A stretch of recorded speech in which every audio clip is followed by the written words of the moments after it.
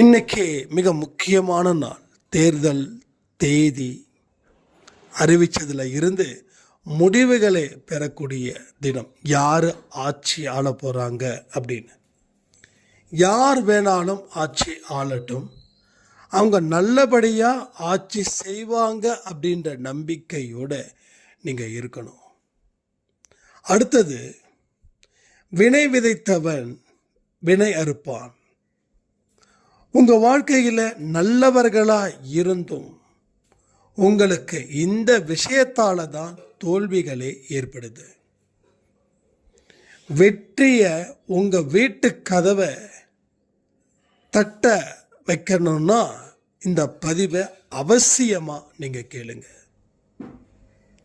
உங்கள் எண்ணங்களுக்கு வலிமையை ஏற்படுத்துங்க.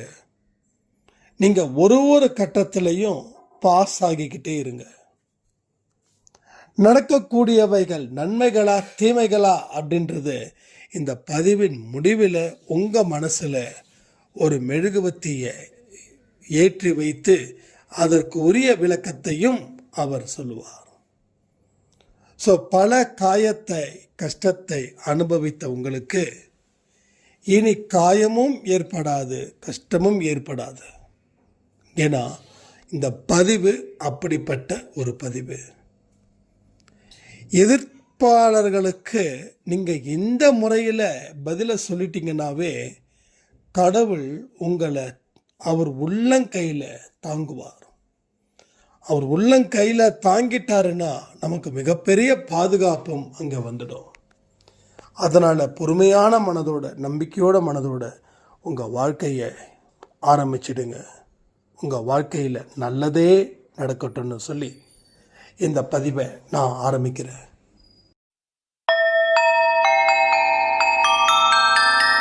ஓம் சாயிரா சாயிரா, ஓம் சாயிரா சாயிரா, ஓம் சாயிரா சாயிரா, அன்பே சாயிரா, பேரன்பே சாயிரா, அகிலம் தளிக்க ஆத்மா விழிக்க அனுதினம் சாயிரா, எங்கள் அன்பே சாயிரா.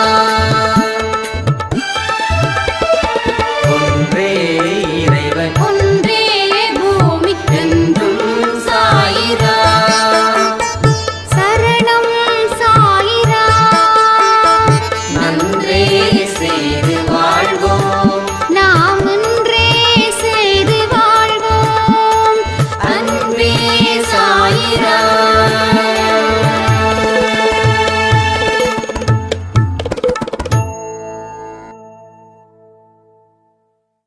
சாய்ராம். என் உயிரின் உயிரானவர்களே, இன்னைக்கு மிக முக்கியமான ஒரு நாள். தேர்தல் முடிவுகளை அறிவிக்கக்கூடிய ஒரு நாள். எல்லாமே கடவுளுடைய சித்தத்தின்படி நடக்கட்டும். நாம் ஏற்கனவே சொன்னது போல யார் ஆட்சியில் இருந்தாலும் அவர்கள் நன்றாக ஆட்சி செய்வார்கள் அப்படின்ற நம்பிக்கையோடு நாம் வாழும்போது தப்பே செய்யக்கூடிய ஆட்சியாளர்கள் கூட நல்ல முறையில் ஆட்சி செய்வார்கள். அதனால் நான் ஓட்டு போட்டவர் வரல, இவர் ஓட்டு போட்டவர் தான் வந்திருக்காரு அப்படின்னு சொல்லி இங்கே அவங்கள போல நாம் பாலிடிக்ஸ் பண்ண வேண்டாம். யார் அரியணையில் ஏறினாலும் கடவுளோட சித்தத்தின்படியே நடக்கட்டும். யார் அரியணையில் ஏறினாலும் அவர்கள் நல்லதே செய்வார்கள். ஏழைகளின் கண்ணீரை துடைப்பார்கள். கடவுளுடைய தூதுவர்களாக அவர்கள் இருப்பார்கள் அப்படின்ற மனநிலையில் நீங்கள் இருந்துக்கோங்க. அடுத்தது நம்ம விஷயத்துக்கு வருவோம். வினை விதைத்தவன் வினை அறுப்பான். அதாவது நாம் எவ்வளவுக்கு எவ்வளவு நல்லது செய்கிறோமோ திருப்பி நமக்கு என்ன வரும்? கெடுதல் வருமா, நல்லது வருமா? அப்போ நமக்கு என்ன செய்கிறோமோ அதை பொறுத்து நமக்கு நடக்குது. அப்போ நான் நல்லது செய்யும்போது நல்லது நடக்குது, கெட்டது செய்யும்போது கெட்டது நடக்குது. இந்த நல்லது நம்ம எங்கே செய்ய மறுக்கிறோம் தெரியுமா? நம்மளுடைய சொந்த பந்தங்கள், உயிராக இருந்தவர்கள் இப்போ நம்ம விட்டு விலகும்போது, அப்போது அவங்க நமக்கு ஏதாவது ஒரு வகையில் பிரச்சனைகளும் துன்பங்களும் கொடுக்கும்போது நாம் அந்த இடத்துல தீய மனிதர்களாக வாழ்ந்துக்கிட்டு இருக்கோம். அப்போ அவங்களுக்கு எதிராக நாம் சதி செய்யும்போது நமக்கு எதிராக ஒரு சதி அந்த நாளில் இருந்து உருவாக்கப்படுகிறது. அப்போ நம்ம மோசமான மனுஷங்களாக எங்கே மாறுறோன்னா, நம்ம உறவுகள் மூலமாக தான் மோசமான மனிதர்களாக மாறுறோம். ரோட்டில் ஒருத்தன் போகிறான், அவன் ஏதோ சொல்கிறான், திட்டுறான், வாக்குவாதம் நடக்குது, அதோடு முடிஞ்சிடுச்சு. ஆனால் உறவுகள் கிட்ட தான் இந்த பிரச்சனைகள் படிப்படியாக வெடிக்குது. உங்களை பற்றி யார் என்ன சொன்னாலும் இந்த காதில் வாங்கி அந்த காதில் விட்டுடுங்க. அதுதான் இருக்கிறதுலேயே பலம் வாய்ந்த ஒரு வழி. அந்த நேரத்துக்கு அது வெற்றியை தேடி தராது. ஆனால் உங்களுக்கு எந்த நேரத்தில் கடவுள் வெற்றியை கொடுக்கணுமோ, எந்த சூழ்நிலையில் அந்த வெற்றியை கொடுக்கணுமோ, அந்த சூழ்நிலையில் சாயப்பா அந்த வெற்றியை அமைத்து தருவார்.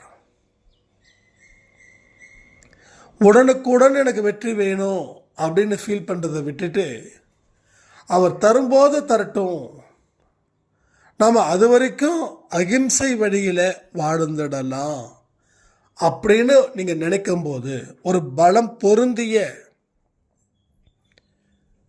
ஒரு வாழ்க்கையை நீங்கள் வாழ்றீங்கன்றத சந்தேகப்படவே வேண்டாம்.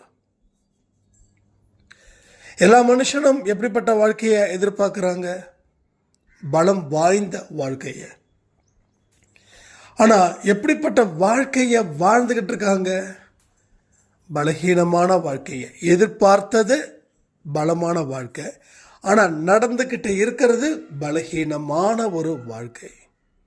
ஸோ ரியாலிட்டிக்கும் எக்ஸ்பெக்டேஷனுக்கும் சம்பந்தமே இல்லை. வானத்துக்கும் பூமிக்கும் கூட சம்மந்தப்படுத்த முடியாத ஒரு விஷயமா இங்கே இருக்குது. அப்போ என் வாழ்க்கை பலம் வாய்ந்த வாழ்க்கை, அமைதியாக கடந்து போயிடு. அது கூடுதல் பலத்தை உனக்கு கொடுக்கும். உன்னோட எதிராளிகளுக்கு சட்டுன்னு பதில் சொல்லிட்டா அவங்களுக்கு நம்ம மேலே கொஞ்சம் கூட பயமே இருக்காது. இது ப்ராக்டிக்கலாக நான் சொல்கிறேன். இது ஆன்மீகத்தின் வழியில் சொல்லலை, ப்ராக்டிக்கலாகவும் சொல்கிறேன். ஏன்னா நிறைய பேருக்கு எங்கே அமைதியாக இருக்க முடியுமா, அகிம்சையாக இருக்க முடியுமா, ஆன்மீகத்தில் இப்போல்லாம் ஈடுபடுத்த முடியுமா, ஆனாலும் என் மனம் கடவுளே நினைக்குதுன்னு சொல்கிறவங்களுக்கு ஒரு வார்த்தை சொல்கிறேன். ப்ராக்டிக்கலாகவே சொல்கிறேனே. எதிராளிகளை பயப்படுத்தணும் அப்படின்னு நீங்கள் முடிவு பண்ணிட்டீங்கன்னா, பேசுகிறத விட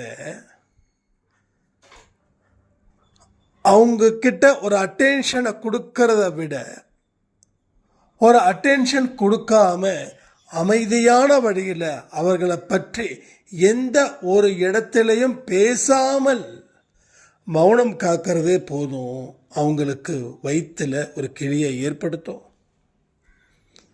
நம்ம இவ்வளவு தூரம் சண்டைக்கு இழுக்கிறோம், ஆனால் எந்த இடத்துலையும் இவன் சோர்ந்து போகவே இல்லை.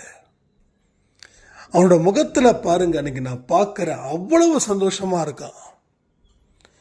இவன் ஏதாவது செய்யணும் அப்படின்னு அவன் பல விஷயத்தை செஞ்சு அவன் அவனுடைய வாழ்க்கை பாதையில் இருந்து விலகி உங்களை கவனிக்கிறது அவன் வேலையாக போயிடும். ஆனால் நீங்கள் அப்படி இல்லை. நீங்கள் யாரையும் பார்க்கல, உங்கள் வழியில் நீங்கள் போகிறீங்க.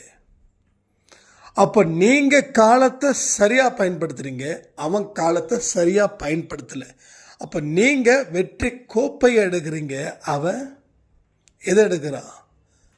தோல்வியையும் அவமானத்தையும் அவன் தோளில் சுமந்துக்கிறான், தலையில் சுமந்துக்கிறான். இப்போ சொல்லுங்க, ப்ராக்டிக்கலாக எதில் லாபம்? ஆன்மீக வாழ்க்கை தான் ப்ராக்டிக்கல் வாழ்க்கையை இங்கே தீர்மானிக்குது. நீ அமைதியான முறையில் போராடுறது கம்ப்ளீட்லி ஸ்பிரிச்சுவல் வே. பட் அதுதான் ப்ராக்டிக்கல் வழியாகவும் இருக்கணுன்றார் கடவுள். அதனால் யாரும் இதை பற்றி கவலைப்படவே வேண்டாம். நம்ம வீட்டுக்கு நம்ம இவ்வளோ தூரம் ஹெல்ப் பண்ணோம், பட் நமக்கு ஒரு உதவி கிடைக்கல. அவங்க உதவி செஞ்சுருக்கலாம், உதவி கேட்டோம், அவங்க எவ்வளவு அசிங்கப்படுத்தினாங்க அப்படின்னு எத்தனையோ பேர் புலம்புறீங்க. ஒரே ஒரு விஷயந்தான், இந்த உலகம் யாருக்காகவும் யாரை எதிர்பார்த்தும் இல்லை. உங்கள் வாழ்க்கையை நீங்கள் வாழுங்க. நீங்கள் சுதந்திரமானவன், சக்தி வாய்ந்தவன். ஸோ மற்றவங்க இப்படி நினச்சிட்டாங்க, எனக்கு உதவிகள் செய்ய முடியாத அளவுக்கு மோசமானவர்கள் சொல்லி நீங்கள் ஏன் சர்டிஃபிகேட் பண்ணுறீங்க? ஸோ அது நமக்கு அவசியம் இல்லை. எது அவசியமோ அந்த பாதையில் நாம் செல்றதுல தப்பே இல்லை. உங்கள் குடும்ப உறுப்பினர்களை பற்றி தயவு செய்து அவங்க என்ன சொன்னாலும் அது அவங்களுக்கே போய் சேரும், உங்களுக்கு வராது. நீங்கள் அமைதியாக இருக்கும்போது உங்கள் அருமை புரிஞ்சிக்கலன்னு வருத்தப்படுறீங்க நிறைய பேர். கணவர் என்னுடைய அருமையை பற்றி தெரிஞ்சுக்கல, நான் எவ்வளவு தியாகம் பண்ணியிருக்கேன் தெரியுங்களா, ஆனால் ஒரு இடத்துல கூட அந்த மனுஷன் என்னை பாராட்டணுன்ற ஒரு எண்ணமே இல்லை அப்படின்னு. ஸோ ஒன்றே ஒன்று, இந்த உலகத்தில் ப்ரூஃப் பண்ணுறதுக்காக நீங்கள் வந்தீங்கன்னா நீங்கள் செய்யறது சரி. ஆனால் நீங்கள் என்னதான் ப்ரூஃப் பண்ணாலும் யாரும் எதையும் ஏற்றுக்கொள்ள போவது இல்லை. இப்போ ஏற்றுக்கொள்ளாதப்போ உங்கள் வாழ்க்கையில் நீங்கள் ப்ரூஃப் பண்ணி காலத்தை வீணடிச்சு உங்களை நீங்களே தோக்க வைக்கிறீங்க. உங்களை பிற தோற்கடிக்கிறாங்க நீங்கள் நினைக்கிறீங்க, அது சத்தியமாக இல்லை. உங்களை தோற்கடிப்பது நீங்களே. வெற்றி பெற்றவர்கள் கிட்ட ஒரு விஷயத்தை கேட்டு பாருங்க, அவங்க தோல்வியை ஒத்துப்பாங்க. ஆமாம், நான் தான் தோல்வி இது பண்ணேன், பட் இதில் அவங்க மேலே சொல்கிறது தப்பு, என் மேலே ஏகப்பட்ட மிஸ்டேக் இருக்குது, இந்த தோல்விக்கு முழு காரணத்தை நான் தான் சொல்லி சரியான காரணத்தோட மனப்பூர்வமாக அவங்க சொல்லுவாங்க. ஆனால் நாம் காரணத்தை ஒரே ஒரு காரணம்தான், என் தோல்விக்கு இவன் ஒருத்தந்தான் காரணம் அப்படின்னு நாம் சொன்ன அடுத்த நிமிஷம் நாம் அவன் சைடில் சம்மந்தப்பட்ட காரணத்தை தான் எடுத்து வைப்போம். நம்ம சைடில் இருக்கக்கூடிய காரணத்தை எடுத்து வைக்க மாட்டோம். இப்போ இந்த நேரத்தில் உங்களை பற்றி தெரிஞ்சுக்கிறது உங்களுக்கு முக்கியமாக, இல்லை வேற மனுஷனை பற்றி தெரிஞ்சு கொள்வது முக்கியமா? இதையெல்லாம் நாம் சிந்திக்கணும்ல. இதை எல்லாமே நம்ம சிந்திச்சாதானே நாம் அடுத்த கட்டத்துக்கு நம்ம மூவ் ஆன் ஆக முடியும். பட் ப்ராப்ளமே இங்கேருந்து தான் ஸ்டார்ட் ஆகுது எல்லா மனுஷனுக்குமே. ஏன் 1000 பேர் ஜெயிக்கிறாங்க? இந்த காரணம்தான், அவங்களுக்கு நேரம் இல்லை. அடுத்தவங்க மேலே பழி போட்டு அதை பெருசாக்கி அதை பலருக்கு ஃபோன் பண்ணி சொல்லணுன்ற நேரம் அவங்களுக்கு இல்லை. போகிற வழி வர வழியில் இருக்கக்கூடிய பயணம் சில நேரத்தில் சங்கடமாகவும் இருக்கும். அந்த சங்கடத்தை தாங்கிக்கிட்டு அடுத்த மூமெண்ட்டில் அவங்க போகிறாங்க. ஆனால் சங்கடத்தை தாங்க முடியலையேன்னு நிற்கிறவ அந்த இடத்துல பல வேலையை பார்க்குறான். ஸோ இந்த மாதிரியான ப்ராப்ளமேட்டிக்ஸ் எல்லாமே இங்கே இருந்து தாங்க வருது. இதை நாம் சரி பண்ணுவதற்கு நீங்கள் இன்றே தயாராக இருந்தால் நீங்கள் நினைச்ச அத்தனை காரியமும் கைகூடும். உங்கள் வாழ்க்கை எங்கே இருந்து ஆரம்பமாகுது தெரியுமா? உங்கள் எண்ணங்களில் இருந்து தான் உங்களோட வாழ்க்கை ஆரம்பமாகுது. மனசு அதன்படி தான் நடக்குது. இப்போ மனசு தான் இங்கே எல்லா வேட்டையும் வேட்டையாடிட்டு இருக்கு. ஆனால் எந்த மாதிரியான வேட்டை ஆடணும் அப்படின்றனா அது எண்ணங்களை பொறுத்து. அந்த எண்ணங்களை நம்ம சரியான முறையில் சிந்திக்கணும். அதான் நான் சொன்னேன், உங்கள் தோல்விக்கு பிறர் அப்படின்னு சிந்திக்க ஆரம்பிச்சிட்டிங்கன்னா உங்கள் மனசு அவனை பழிவாங்க துடிக்குமே தவிர உங்களை சரி பண்ணணும்னு நினைக்காது. ஆனால் என் தோல்விக்கு அவன் காரணம் இல்லை, அவனை காரணத்தை சொல்கிறது தப்பு, என் சைடில் சரியான முறையில் முயற்சி இல்லை, சரியான முறையில் உழைப்பு இல்லை, இந்த 2 பிரச்சனைகளால் தான் நான் தோற்றுறேன் அப்படின்னு நினைக்கும்போது அந்த மனசில் இருக்கக்கூடிய செயல்முறைகள் வேறு ஒரு வடிவத்தில் இருக்குது. அமைதியான முறையில் வெற்றியை தக்க வைப்பது தான் அன்பே சாயோடைய ஸ்டைல். அன்பே சாய்க்குன்னு ஒரு ஸ்டைல் இருக்குதுன்னா அந்த ஸ்டைல் இதுதான். நீங்கள் செய்வது பிறருக்கு தெரியாமல், யாரையும் பழி வாங்காமல் உங்கள் வாழ்க்கையில் மட்டும் கவனத்தை வைங்க. வேற எதுலேயும் கவனத்தை வைக்க வேண்டாம். அது இப்படி கிடக்குதே, இது இப்படி கிடக்குதே, இது உங்கள் வேலை அல்ல.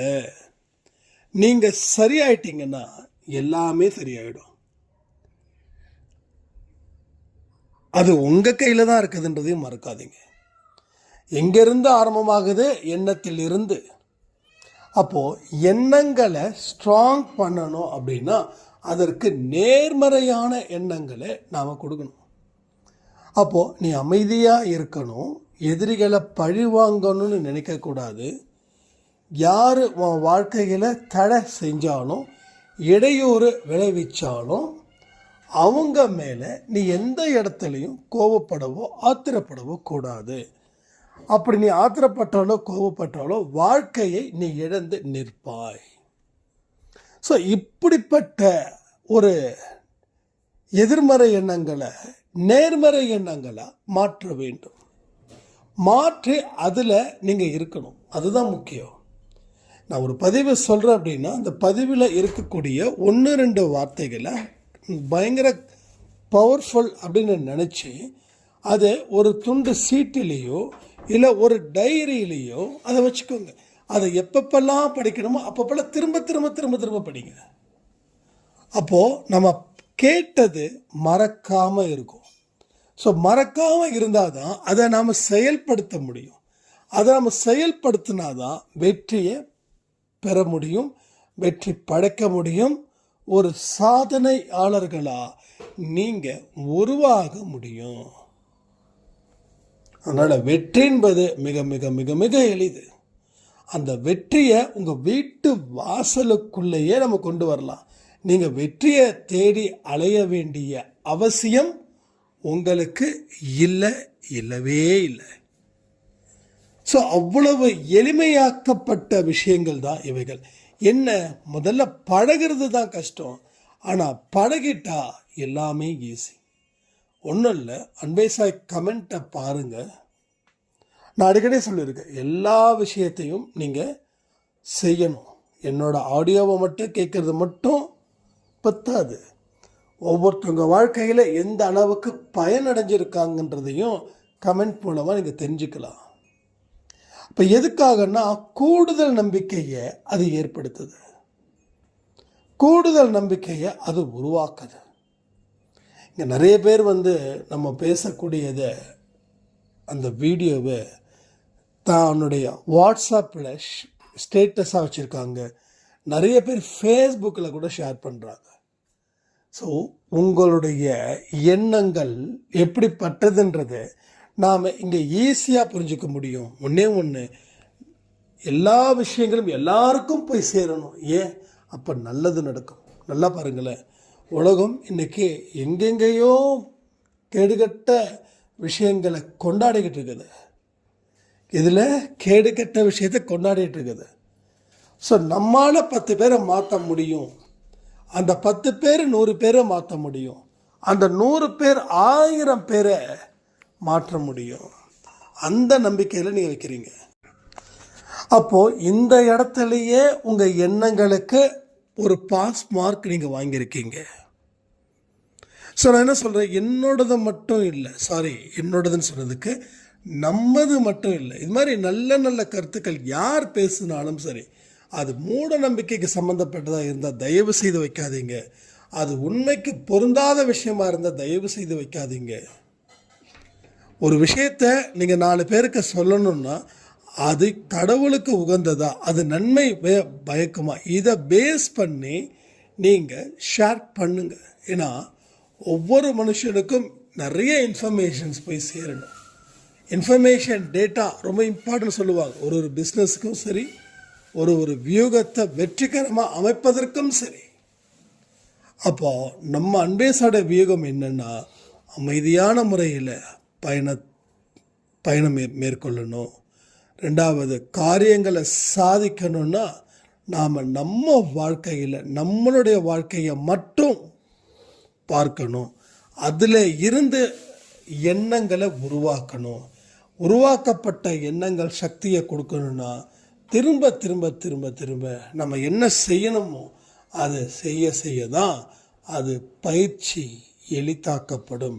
அந்த பயிற்சி உங்களை வாழ வைக்கணும்னு சொல்லி இந்த பதிவை நான் முடிக்கிறேன். ஜெய் சாய்ராம்.